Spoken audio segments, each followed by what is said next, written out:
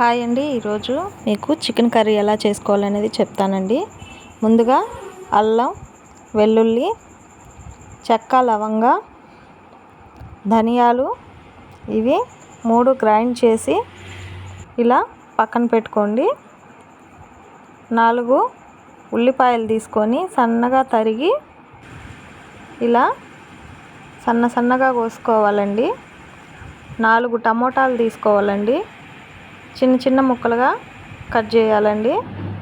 తర్వాత కొత్తిమీర తీసుకోండి, అది కూడా అంతే సన్నగా తరిగేసుకుంటే చాలా బాగుంటుంది. ఇవి ఇలా పక్కన పెట్టుకున్న తర్వాత 4 రెబ్బలు కరివేపాకు పక్కన వేసుకోవాలండి.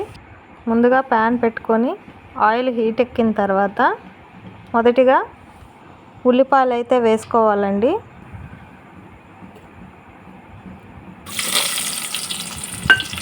అవి దోరగా ఎరుపు రంగులోకి వచ్చేంత వరకు బాగా మగ్గనివ్వాలండి. తర్వాత చికెన్ ఇలా నీట్గా కడిగి పెట్టుకొని కొంచెం వాటర్ వేసుకొని 1 స్పూన్ కానీ 1/2 స్పూన్ కానీ పసుపు వేసుకోవాలండి. ఇలా చేసినట్టయితే చికెన్ అనేది నీసు వాసన రాకుండా ముక్క కూడా మంచిగా ఉంటుందండి. కొంచెం ఉప్పు కూడా వేసుకోవాలండి. కల్లుప్పు అయితే మంచిగా ఉంటుంది. చూసారా, ఇదేనండి. ఇట్లాగా చేసుకొని ఒక 20 నిమిషాల పాటు ఉడకనివ్వాలండి. కొంచెం 2 మంటల మీద తెరిలితే సరిపోతుంది. తర్వాత ఆనియన్స్ అయితే ఉడికాయో లేదో చూసుకుందాము.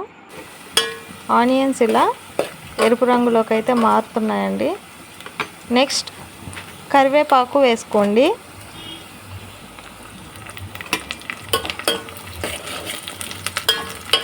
అవి కొంచెం వేగిన తర్వాత గ్రైండ్ చేసుకున్న మసాలా ఉంది కదండి, పక్కన పెట్టుకున్నాం కదా, అదైతే వేసుకోవాలండి.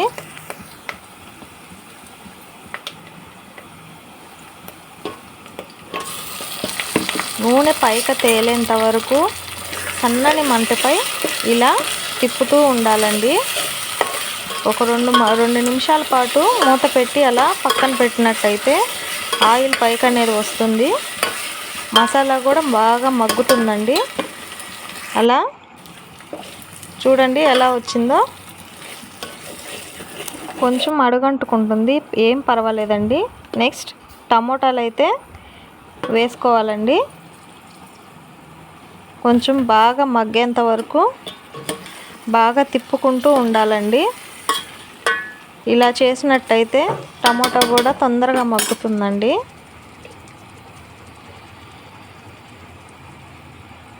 తర్వాత పసుపు ఒక స్పూను,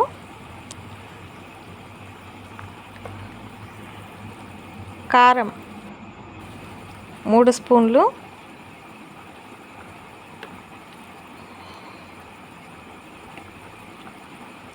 ఉప్పు 3 చెంచాలు కానీ 1 చెంచా కానీ వేసుకోవచ్చండి. ఎంత సరిపోతుందో అంత చూసుకొని వేసుకోండి. ఇది మొత్తం కలిసేలా ఇలా కలుపుకోవాలండి.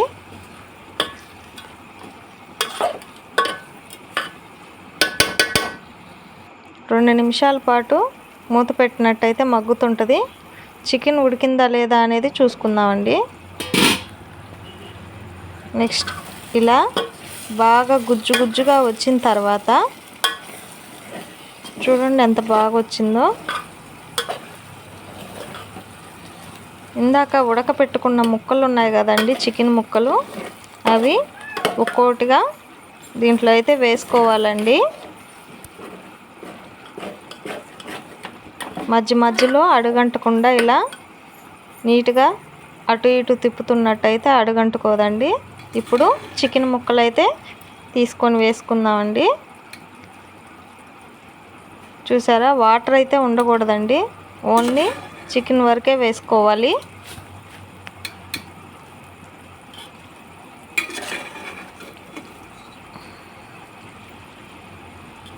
ఇలా వాటర్ పడకుండా వేసుకున్నట్టయితే ముక్కకి మసాలా బాగా పడుతుందండి.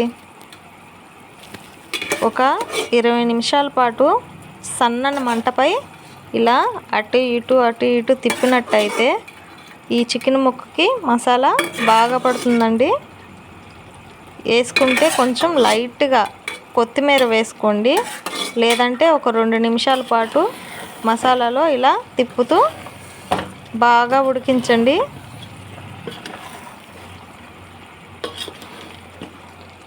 ఇలా తిప్పి 2 నిమిషాల పాటు మూత పెట్టినట్టయితే మసాలా అనేది చికెన్కి బాగా అంటుకుంటుందండి. అంతే టేస్ట్గా కూడా ఉంటుందండి. 2 నిమిషాల పాటు మూత పెడదాము.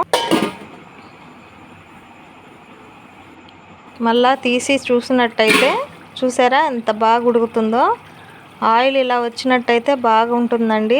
చికెన్ అనేది బాగా ఉడికినట్టయినను చూడండి. కొత్తిమీర జల్లుకొని కొంచెం ఒక 2 నిమిషాల పాటు అలా ఉడికినిచ్చినట్టయితే కొత్తిమీర అనేది బాగా అంటుకుంటుందండి. వాసన కూడా ఫ్లేవర్ కూడా బాగుంటుందండి. కావాలంటే వాటర్ కూడా వేసుకోవచ్చండి. లైట్గా దించేటప్పుడు కొంచెం కొత్తిమీర, చికెన్ మసాలా పొడి కొంచెం లైట్గా చల్లి ఒక 2 మంటలు కానీ తగిలించినట్టయితే tasty chicken masala curry ready అండి. మా ఛానల్ మీకు నచ్చినట్టయితే ప్లీజ్ సబ్స్క్రైబ్ చేయండి, లైక్ చేయండి, షేర్ చేయండి. ప్లీజ్ సపోర్ట్ అండి. చూసారా ఎంత బాగా ఉడికిందో. అంతేనండి. 2 నిమిషాల పాటు అలా వదిలేసి ఆపినట్టయితే చికెన్ అనేది చిక్కబడుతుందండి. ఇదిగో చూసారా చికెన్ మసాలా పొడి అనేది వేస్తున్నాము.